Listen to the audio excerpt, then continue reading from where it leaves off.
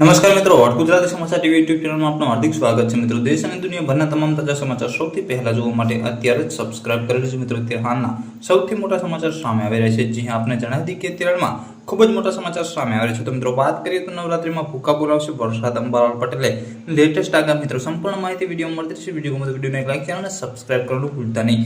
અત્યારે હાલ મળતી માહિતી મુજબ આપણે જણાવી દઈએ કે હવામાન નિષ્ણાત અંબાલાલભાઈ પટેલે આગામી મુજબ 10 સપ્ટેમ્બર સુધી રાજ્યમાં વરસાદી વાતાવરણ રહેશે તેવી આગાહી કરી છે. મિત્રો, વાત કરીએ તો ભરત, જંબુસર, પાદરા, વડોદરા અને નવસારી પંથકમાં ભારે વરસાદ પડશે, જેથી 13 થી 20 સપ્ટેમ્બર દરમિયાન વરસાદનો બીજો રાઉન્ડ શરૂ થશે. મિત્રો, હવામાનના નિષ્ણાત અંબાલાલ પટેલના મતે 22 થી 25 સપ્ટેમ્બર દરમિયાન રાજ્યમાં વરસાદ વરસશે. મિત્રો, ભાદરવી પૂનમ સમયે વરસાદી માહોલ રહેશે. વધુ માહિતી મુજબ આપણે પણ જણાવી કે 26 થી 5 ઓગસ્ટ સુધી ગાજવીજ સાથે વરસાદ પડશે. અંબાલાલ પટેલે જણાવ્યા મુજબ નવરાત્રીમાં વરસાદ વિઘ્ન બની શકે છે, જેથી મળતી માહિતી મુજબ આપણે પણ જણાવી કે નવરાત્રી પર વરસાદ ખેલૈયાની મજા બગાડશે. મિત્રો, હવામાનના નિષ્ણાત અંબાલાલ પટેલે જણાવ્યા મુજબ નવરાત્રી પર વરસાદ વરસશે. 26 થી 5 ઓક્ટોબર સુધી ગાજવીજ સાથે વરસાદ પડશે.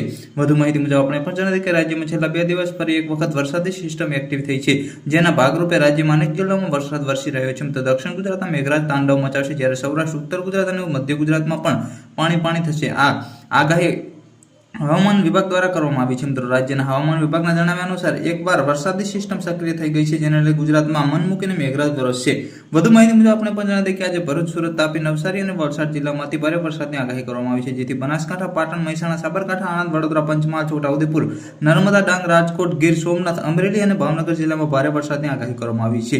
આવતીકાલે બનાસકાંઠા, ભરૂચ, સુરત, તાપી, નવસારી અને વલસાડ જિલ્લામાં ભારે વરસાદની આગાહી કરવામાં આવી છે. જ્યારે વધુ માહિતી મુજબ આપણે પણ જણાવી કે ગુજરાતમાં આગામી 4 દિવસ દરમિયાન ખૂબ જ ભારે અતિ ભારે વરસાદની મધ્યમ અને હળવા વરસાદની આગાહી કરવામાં આવી છે. જ્યારે રાજ્યમાં હાલમાં 4 મહત્વપૂર્ણ વરસાદી સિસ્ટમ સક્રિય થઈ છે, જેમાં એક deep depression, offshore trough, monsoon trough અને સીઆર ઝોનનો સમાવેશ થાય છે. મિત્રો, પલ પલની માહિતી વિડીયો મળતી છે. વિડીયોને લાઈક, ચેનલ સબસ્ક્રાઇબ કરવાનું ભૂલતા નહીં. ધન્યવાદ.